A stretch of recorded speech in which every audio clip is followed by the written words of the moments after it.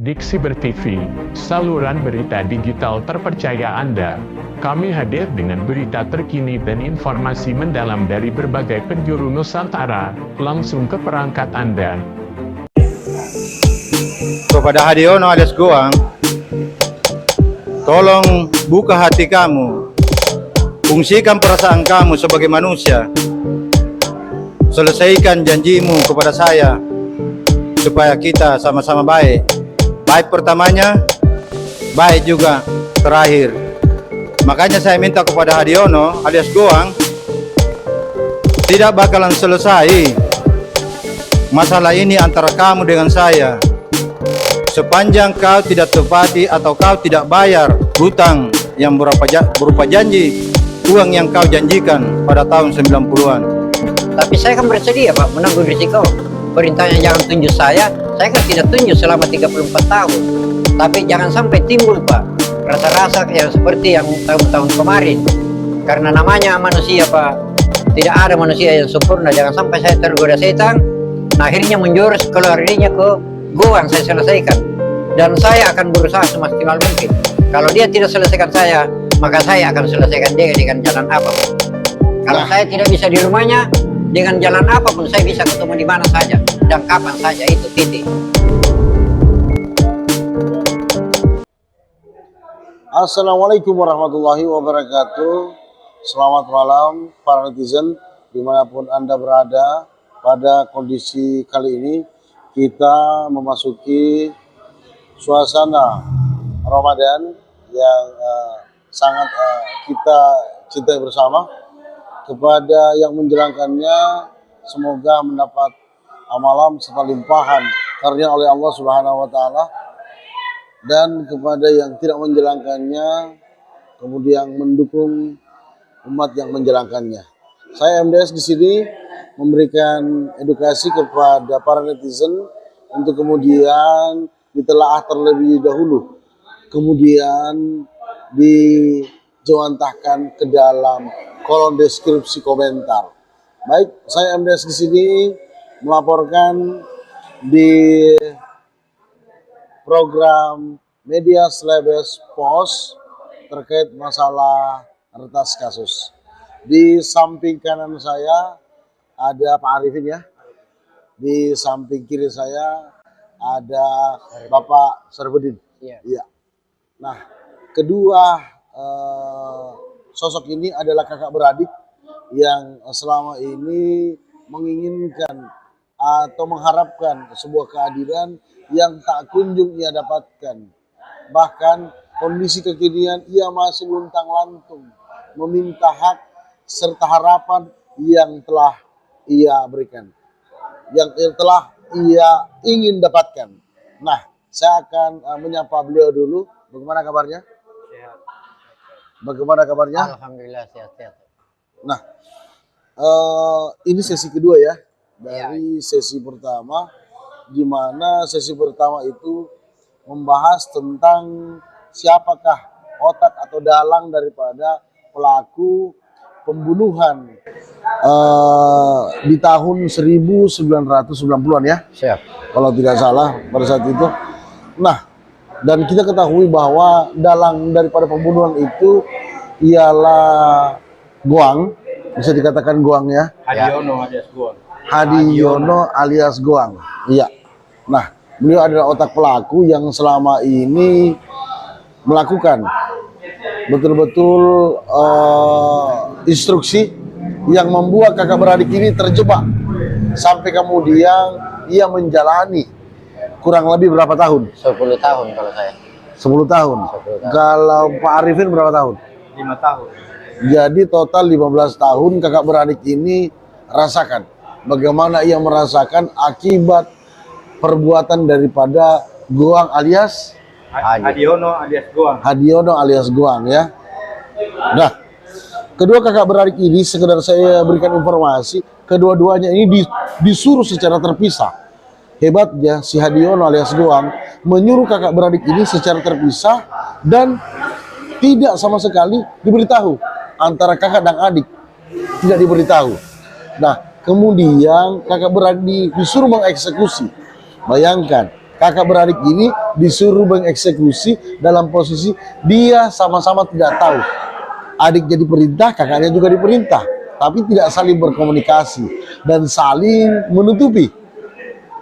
Nah, saya akan bercerita lebih jauh dan lebih mendalam lagi tentang perkara ini. Dan di akhir sesi akan meminta pertanggungjawaban baik dari APH itu sendiri maupun dari pihak Mulyon alias Goang. Hadiono alias Goang. Nah, saya bertanya dulu kepada Pak Syarif ya dalam hal ini. Nah, Pak Syarif, dalam hal ini kita jalani 10 tahun lamanya. Iya, saya jalani 10 tahun lamanya. Ketika sudah ketahuan bahwa sang eksekutor ialah Bapak, apa yang timbul dalam benak Bapak pada saat itu? Jadi pada waktu saya habis melakukan sesuatu, Iya, saya istilahnya orangnya komitmen iya. dan bertanggung jawab. Ah, Dan saya pakai perhitungan, apabila saya ketahuan, maka saya bersedia untuk menanggung risikonya. Kalau itu sempat tidak ketahuan, itu saya anggap bahwa itu adalah suatu rezeki. Tapi ternyata hanya risiko yang kudapat. Ternyata hanya resiko yang kita dapat. Risiko yang saya dapat. Ah, Jadi saya minta, karena ini sudah ditangani oleh petugas, saya minta dengan sangat kepada petugas, karena mungkin dia lebih tahu hukum daripada saya, iya. supaya dia tindak lanjuti bagaimana penyelesaiannya ini sebelum saya selesaikan. Nah, oke. Sebelum kita berbicara jauh tentang itu, tentu kita jalani ini dengan penuh pertimbangan. Betul. Bahkan saya dengar-dengar langsung dari Bapak sendiri itu 10 tahun full tanpa ada remisi pemotongan. Betul. Artinya kita tahu konsekuensinya. Sampai kemudian jabatan selaku TNI aktif, Betul. keluarga, Betul. anak yang kita cintai, orang-orang terdekat kita jauh menghindari kita dikarenakan di posisi ini. Betul. Nah, apa yang membuat harapan itu muncul kepada janji yang dilakukan oleh Goang? Soalnya saya pada waktu itu saya tidak sempat memikir ke depan. Hanya karena rasa kasihanku sama Goang, saya lihat tangannya itu habis diparangi. Jadi saya ngambil jalan pintas bahwa yang akan membalaskan ini Goang harus saya. Karena gue mau membalas pada waktu itu dia kan habis berobat di luar negeri. Dengan komitmen bahwa apabila saya sempat tertangkap, perintahnya gue jangan kau tunjuk saya. Dan saya akan jamin kamu selama dalam lembaga. Kemudian istrimu juga saya jamin. Kemudian anakmu sampai masuk perguruan tinggi. Itulah yang saya harapkan sampai saat ini. Akhirnya saya biasa datangi rumahnya. Istilahnya saya janji, saya tagih janji tersebut. Karena kalau manusia kan kata-katanya yang dipegang. Yes, betul. Iya. Kalau binatang itu kan talinya. Talinya, betul. Nah, sekarang ini kan sudah ditangani oleh kepolisian. Jadi saya minta bagi penegak hukum atau bagian penyidik, coba ditindaklanjuti bagaimana bentuk penyelesaiannya. Karena apabila polisi tidak akan menyelesaikan kasus ini, jangan sampai saya keliru mengambil kesempatan pada waktu kesempitan. Itu yang saya jaga. Nah, oke. Mengambil kesempatan di waktu kesempitan. Artinya kita sudah gelap mata dalam hal ini. Saya sudah tidak tahu lagi karena saya berpikir, Pak. Sedangkan dia tuh lagi masih aktif ABRI, saya tidak pikirkan pangkat dan jabatan karena rasa kasihanku sama Goang. Sekarang kenapa justru saya dikambing hitamkan? Setelah mandi dia tidak mau basah. Saya tidak akan menerima yang seperti itu. Jadi saya minta sama kepolisian atau sama wartawan atau sama pengacara, coba ditegakkan. Kalau hukum kata demikian, maka kita harus ikut hukum. Bukan kita yang diikuti hukum. Oke, kan saya dengar-dengar ini dan saya ikuti perkembangannya. Sudah ada pihak pengacara yang mendampingi Bapak Syarif ya? Iya, betul. Bapak Arifin ya? Betul. Sudah ada pengacara dalam hal ini. Nah, sejauh mana tidak lanjut daripada pengacara tersebut? Jadi pengacara itu pada waktu saya dipanggil di Polres KP3, tetap dia dampingi saya. Alhamdulillah. Dan kata-kata itu bahwa Arifin itu dilaporkan sama Goang bahwa masuk penyerobotan, sama sekali menurut pengacara saya tidak ada pasal yang mengatur bahwa dia masuk pada waktu itu penyerobotan. Oke. Itu pengacara saya. Kita tahan dulu, saya bicara dulu dengan Iya. Bapak Arifin.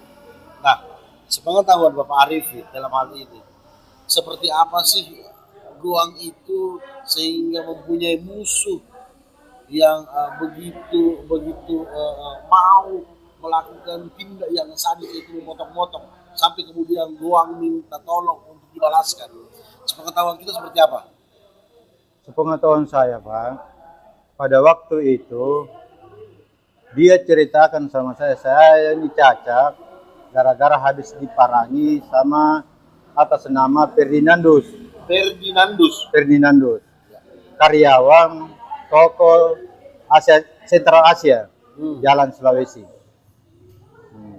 Terus dia minta tolong sama saya untuk membalaskan dendamnya. Bagaimana caranya, jalan apapun yang kau harus tempuh bisa terbalas saya punya rasa sakit hati ini. Tapi, bisa kau kondisi ini tidak diketahui kakak Pak Arifin. Saya tidak tahu bahwa Hadiono ini alias Goang sudah menyuruh juga saya punya saudara atas nama Saripudin. Saya kan waktu itu kerja di sana, Pak, jadi karyawannya dia. Dia sembunyikan. Disitulah liciknya dia. Nah, bisa dilanjut? Oke. Jadi pada waktu dia minta tolong itu, dia suruh bunuh atas nama Ferdinandus, karyawan Sentral Asia Jalan Sulawesi. Dia suruh saya membunuh dengan komitmen atau perjanjian secara lisan. Apabila selesai pembunuhan, dia bayar saya sebesar 50 juta rupiah. Di tahun? Tahun 90-an. Iya. Nah, terus kerja 2 hari, tanya lagi, bagaimana? Kau bisa kerja tidak? Saya bilang, sabar dulu bos. Lanjut cerita, 2 hari kemudian ditanya lagi. Perantaraan 1 minggu, 2 minggu ke depan, sudah sudah ketahuan bahwa atas nama Ferdinandus sudah diskusi sama kakak saya atas nama Saripudin. Saya tahu pada waktu itu, pada malam Senin, di Jalan Mapolda depan asrama Armet 676, Saripudin memberikan saya sebuah dompet yang isinya katanya barang bukti yang Hadiono alias Goang yang minta. Sebagai bukti bahwa pelaksanaan pembunuhan sudah selesai. Iya. Hari Senin pagi, saya datang kerja di tokonya, di toko Pelita Agung atas punya Hadiono alias Goang. Dia panggil saya, bagaimana? Sudah selesai? Iya. Saripudin kerjakan. Saya bilang sudah bos. Mana buktinya? Jadi saya tarik dompet di kantong saya, yang isinya itu, dia kan suruh buka Pak. Jadi saya buka dompet itu, isinya itu dompet, daun telinga sebelah kanan, daun telinganya Ferdinandus, dengan ibu jari sebelah kanan.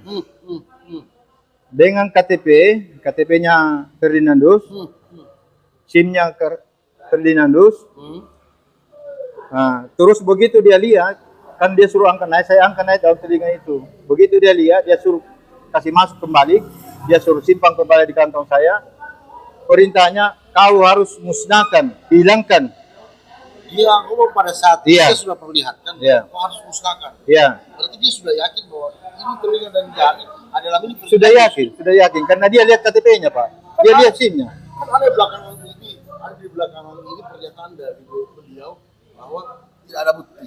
Iya. Nah, sedangkan pada saat itu dia yakin bahwa sudah musnahkan barang bukti itu. Disitulah kepintarannya dia Pak, kelicikannya dia. Jadi pada waktu itu dia sendiri yang suruh hilangkan. Bagaimana cara saya supaya tidak bisa ditemukan barang bukti itu? Kenapa baru sekarang dia minta adakan lagi atau buktikan lagi mana barang bukti? Padahal dia sendiri yang suruh hilangkan. Sudah hilangkan. Jadi pada waktu itu Pak, setelah saya kasih masuk di kantong jaket saya, dompet itu, saya dikasih uang uang 2 juta rupiah. Saya bilang, apa ini bos? Uang apa ini? Dia bilang, ini uang untuk perongkosan kau lari. Kalau bisa, sekarang juga kau tinggalkan ujung pandang. Kalau bisa sejauh mungkin. Nah, saya bilang, tunggu dulu bos. Bagaimana uangnya dijanjikan? Dia bilang, sabar, pasti saya bayar. Ini tidak gampang ini bos. Ini pembunuhan, kalau saya nanti di penjara, ditangkap di penjara. Bagaimana? Itu uang yang bos janjikan yang 50 juta. Bagaimana caranya? Iya. Sekarang kan sudah selesai. Tapi dia bilang, sabar, sabar. Pasti saya bayar, tidak usah kau ragu. Nah, singkat waktu Pak, pagi itu juga saya tinggalkan rumahnya atau tokonya itu. Jadi saya buang itu barang bukti itu yang dompet isinya daun telinga itu di jembatan Kembar Sungai Minasa. Di jembatan Kembar Sungai Minasa ya? Iya betul Pak. Nah, yang saya permasalahkan ini Pak, kenapa nanti sekarang akhir-akhir ini pada tanggal 8 Februari, terakhir saya datangi rumahnya dengan tujuan menagih janjinya itu, hutang janjinya itu. Kenapa malah saya dituduh mau datang menyerobos masuk, mau merampas, mau mengemis, memeras. Di situ saya heran Pak. Kenapa tidak dari dulu? Pada waktu pertama saya datang pada tanggal 25 hari Sabtu Januari. Dia panggil saya masuk baik, saya bicara baik-baik, saya dikasih ampul sama istrinya di depannya dia sebanyak 1 juta. Tidak ada masalah. Dia bilang sabar, saya sabar Pak. Saya pulang. Sabtu kedua tanggal 1 Februari, saya datang lagi, saya masuk baik-baik, dia terima juga baik-baik. Saya dikasih uang 250.000 rupiah. Nah, saya tidak pernah peras dia, tidak pernah bilang kenapa saya begini. Iya. Saya pulang baik-baik, minta izin baik-baik, jabat tangan baik-baik. Terakhir Pak, karena saya pikir tidak bisa saya biarkan terus bilang sabar sampai kapan? Sudah puluhan tahun Pak, kesabaran saya sudah habis. Makanya saya datang pada tanggal 7 Februari, tidak dibukakan pintu. Saya datang lagi pada tanggal 8 hari Sabtu, ya, Februari. Disitulah terjadi. Begitu saya datang pagi Pak, kalau saya tidak salah sekitar 7:30 pagi. Ya.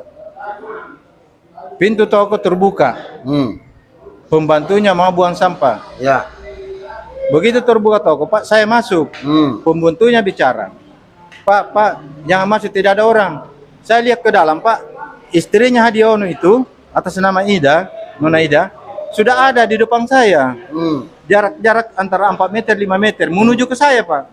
Jadi saya masuk di pintu itu cuma 2 langkah Pak dari pintu. Dia sudah tunjuki saya keluar. Dia sudah marahi saya. Maka saya berhenti di situ. Saya bilang sabar dulu, saya mau bicara, saya mau ketemu bos laki-laki. Tidak ada selesainya nih masalah kalau begini terus caranya. Saya mau bicara dengan baik. Ya. Tidak, kalau saya bilang keluar. Di situ berteriak. Saya mundur 1 langkah, tangan saya di pegangan pintunya itu Pak. Di situ dia bilang, iya oke keluar. Kalau saya bilang keluar, datangi saya punya saudara Pak atas nama Saripudin, tarik tangan saya, keluar ini deh. Kalau begitu caranya Nona. Saya bilang, oke saya keluar, tapi dengan catatan kalau turun bos laki-laki panggil saya masuk. Nah bilang iya. Jadi waktu itu Pak, saya keluar. Iya. Keluar duduk di depan pintunya dia. Jarak ya kurang lebih 1 meter. Duduk nunggu panggilan dia. Sekitar 1 jam Pak, ada orang datang, dia foto saya. Dia foto namanya toko itu dengan toko di depannya itu, baru dia pergi bel. Tapi saya tidak hiraukan Pak, saya santai saja. Dia kan, saya tidak tahu bilang polisi. Iya. Karena dia pakaian biasa, pakaian celana pendek, datang. Jadi saya tidak hiraukan. Kapan kita tahu bahwa orang yang memfoto kita ini adalah polisi? Nanti saya dipanggil masuk Pak sama Adiono. Jadi datang kedua kalinya, sudah foto. Nah, dia pergi pencet bel, dibukakan pintu sama Adiono. Dia masuk Pak. Dia panggil juga saya masuk. Ini orang ini. Saya pura-pura tidak dengar Pak. Ya. Nah, sekalinya Adiono itu alias Goang keluar di pintu, di dekat pintu itu, kepalanya di luar, keluar sedikit, dia panggil, Saleh masuk sekarang. Baru saya berdiri masuk. Begitu saya masuk Pak, tidak ada lagi, bukan tidak ada namanya antara tamu dengan tuan rumah. Secara emosi dia Pak, dia maki saya, dia bilang saya datang memeras, menyerobos masuk, mau menipu. Dia malahan dia sempat keluarkan kata-kata, kau itu bukan manusia, kau itu binatang. Anak Sunda apa? Disitulah saya terprovokasi. Ya, disitulah saya emosi Pak. Oh, inilah balas saya. Tapi pada saat itu ada polisi tidak pada saat itu? Di situ saya emosi Pak. Dalam hati saya emosi. Saya bilang pelan-pelan nih bos. Dia tidak ada kesempatan untuk saya bicara, saya diam. Jadi saya tanya, minta maaf Pak, Bapak polisi atau apa? Dia bilang, langsung dia solorkan tangannya Pak. Saya Abdul Rahman, saya polisi dari Pelabuhan. Saya bilang oke, terima kasih Pak. Saya Arifin Saleh. Saya mantan karyawannya Hadiono alias Goang. Nah, dia bilang kenapa? Kau datang memeras di sini. Kamu nerobos masuk, katanya bos. Nah, saya bilang kalau itu kita tahu Pak, kita mau tahu. Coba suruh diam dulu, bos itu. Kalau dia bicara, saya juga bicara, tidak ditahu apa. Nah, tanya saya, kenapa Arifin selalu datang? Nah, makanya Hadiono itu dibiarkan bicara sampai puas. Setelah itu baru saya ditanya Pak. Iya. Polisi tanya pertanyaan polisi Pak kepada saya pagi itu. Dia bilang apa sebabnya kau berulang-ulang kali datang di sini minta uang, kau menerobos masuk, kau memeras katanya. Ini bos di sini sudah tidak tahan diperas. Nah, tiap hari kau datang peras. Saya bilang begini Pak, saya tidak datang memeras dan saya tidak merasa menyerobos masuk.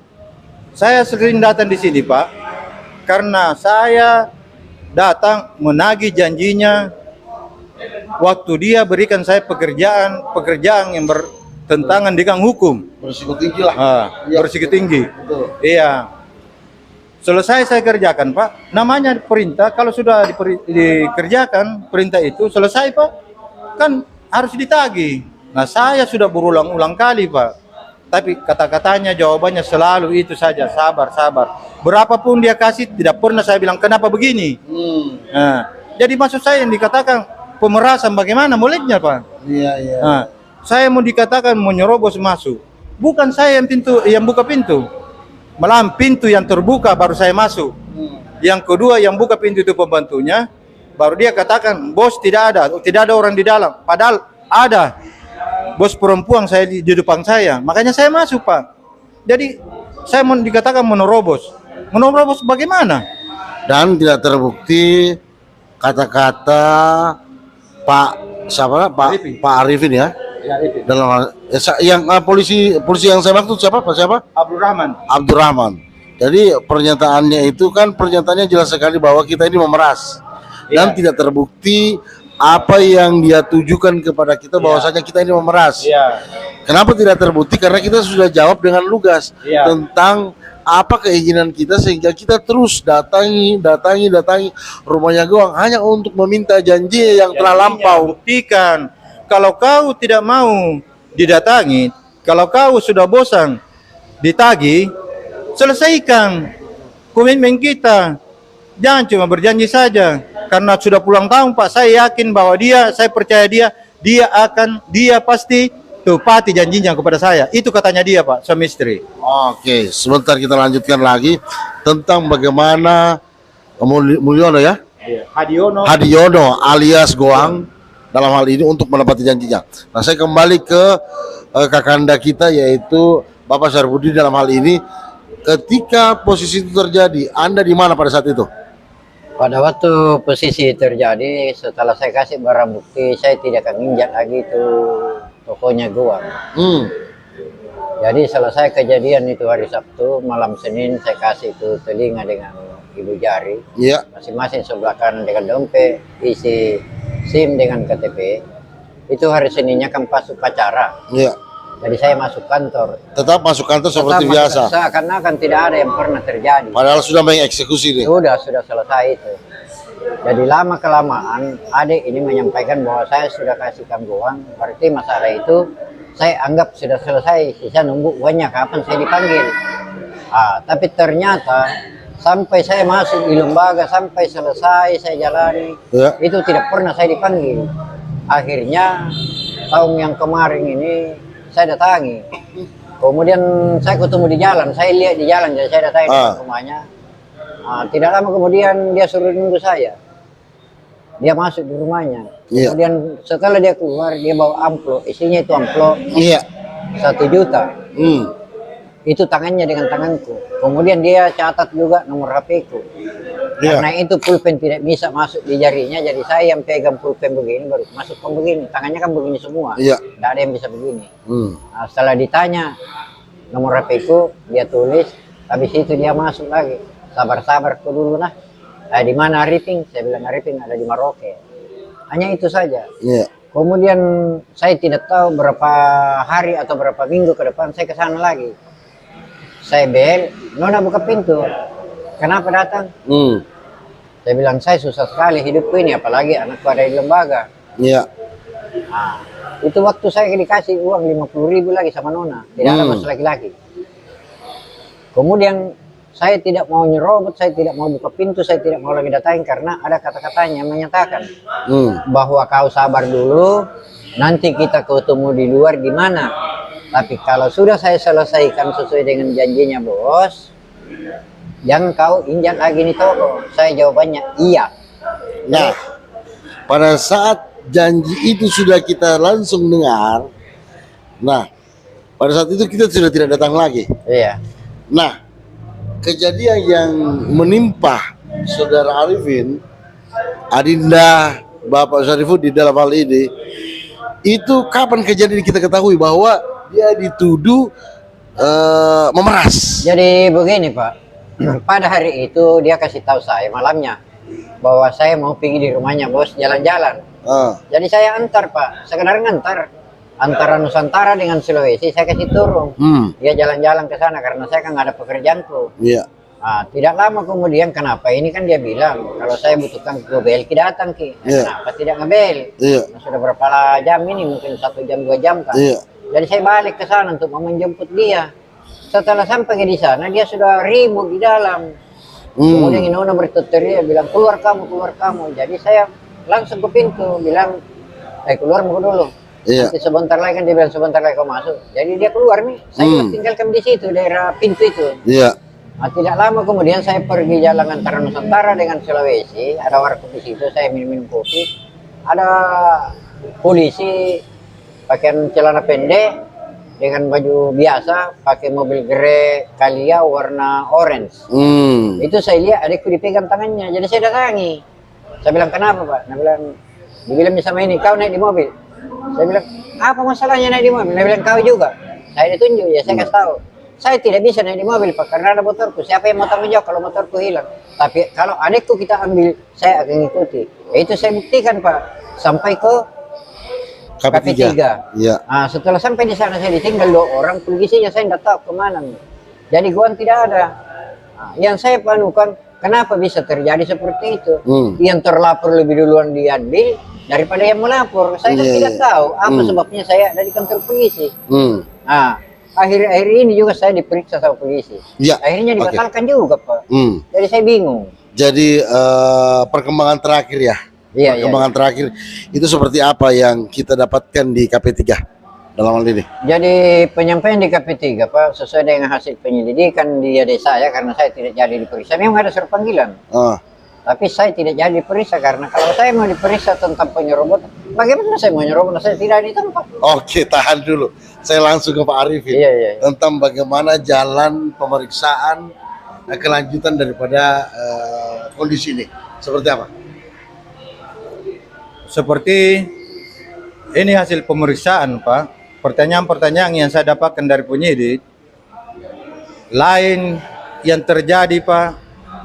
Lain yang saya lakukan di rumahnya Hadiono itu di Jalan Banda, lain yang dia laporkan kepada penyidik, Pak. Nah, Ini yang saya bingung. Ini yang perlu diketahui Iya. para netizen ini. Makanya saya katakan sama penyidik, Pak. Ini Hadiono alias Goang melaporkan saya masuk atau datang di rumahnya dengan laporan menyerobos masuk, pemeras atau datang mau menipu, segala macam tuduhannya pada tanggal 24 Januari. Saya pertama datang. Tapi yang saya lakukan itu, Pak, pada tanggal 25 pertama saya injak itu. Hari Sabtu. Di situ sudah salah. Di situ sudah salah, Pak. Makanya saya bingung. Lanjut daripada itu, Pak. Ini yang saya permasalahkan juga. Lantaran kepintarannya Hadiono itu alias Goang, otak liciknya kepada saya bersaudara, itu bisa dia bertambah terus. Aparat hukum pun atau petugas pun dia berusaha semaksimal mungkin dia mainkan. Sedangkan saya, kakak saya sudah korban. Ini salah satu anggota Angkatan Darat. Dia korbankan, dia politiki, dia janji segala macam. Satu pun janjinya dia belum pernah tepati. Seperti saya, Pak. Dia janji saya, dia janjinya itu atas besarnya uang 50 juta pada tahun 90-an, dia tidak buktikan sampai sekarang. Yang kedua janjinya dia jamin selama saya dalam penjara, satu kali pun tidak pernah. Ya, dia buktikan, tidak pernah dia datangi saya. Saya keluar dijamin diperbaiki, malahan dia tuduh lagi saya, dia tipu lagi saya, Pak, bahwa saya datang mengemis, menyerobos, mau merampas. Itukah itukah sebagai pembalasannya kepada saya, seorang bos? Saya hargai, Pak. Dari setiap pada waktu saya mulai kerja, saya hargai, saya sembah dia, saya turuti apa maunya. Saya sudah korban segala-galanya ini, Pak. Bukan main, saya menderita di dalam penjara. Pada tahun 90-an ke atas itu, saya bebas di penjara. Cerita bantuan itu, uang 1.000 rupiah pun tidak ada yang dia tepati. Sampai detik ini saya datang baik-baik, malahan dia anggap saya seperti anak kecil kasih pembeli gula-gula sudah. Oke.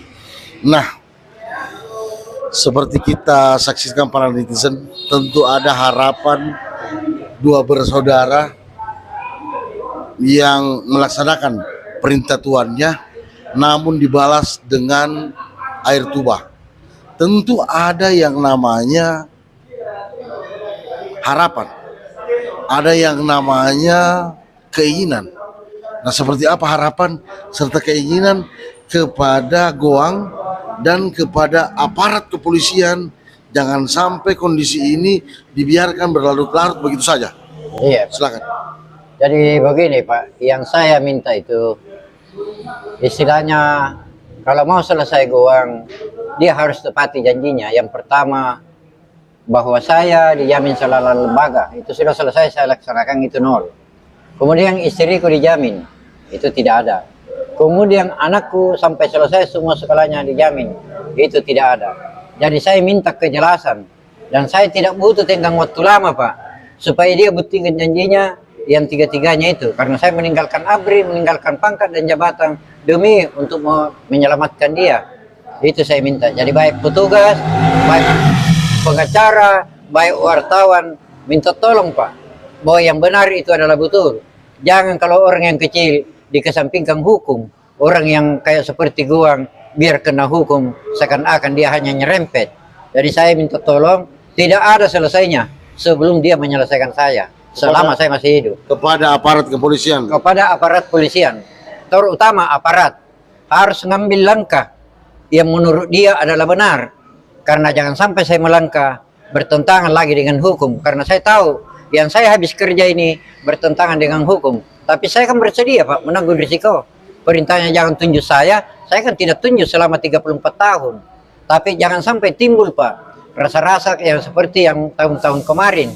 Karena namanya manusia Pak, tidak ada manusia yang sempurna. Jangan sampai saya tergoda setan, nah akhirnya menjurus keluar dirinya ke Guang saya selesaikan.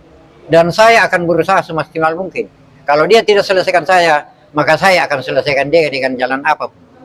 Kalau saya tidak bisa di rumahnya, dengan jalan apapun saya bisa ketemu di mana saja dan kapan saja, itu titik. Nah, para netizen jelas sekali harapan kakak Bapak Arifudin dalam hal ini, sang eksekutor. Dan tentunya tidak sampai di sini. Saya akan meminta sedikit lagi harapan daripada Pak Arifudin bagaimana terhadap kondisi ini. Jadi harapan saya Pak, pertama saya minta kepada Hadiono alias Guang, tolong buka hati kamu, fungsikan perasaan kamu sebagai manusia, selesaikan janjimu kepada saya supaya kita sama-sama baik. Baik pertamanya, baik juga terakhir. Makanya saya minta kepada Hadiono alias Guang, tidak bakalan selesai masalah ini antara kamu dengan saya sepanjang kau tidak tepati atau kau tidak bayar hutang yang berupa janji uang yang kau janjikan pada tahun 90-an. Dan saya mohon kepada petugas, pihak penyidik, tolong Pak, saya sebagai buta hukum, Bapak yang lebih tahu hukum, tolong Pak, kebenarannya bagaimana caranya supaya jadi benar. Itulah permintaan kami kepada pihak penyidik. Sebelumnya kami minta maaf, banyak terima kasih banyak. Assalamualaikum warahmatullahi wabarakatuh. Pemirsa media Selebes Pos, janji itu adalah utang, dan utang itu harus ditepati bahkan dilunasi. Apatah lagi janji ini berkaitan tentang perkara darah. Saya MDS, Bapak Syarifudin dan Bapak Arifin mengucapkan terima kasih. Terima kasih. Assalamualaikum warahmatullahi wabarakatuh.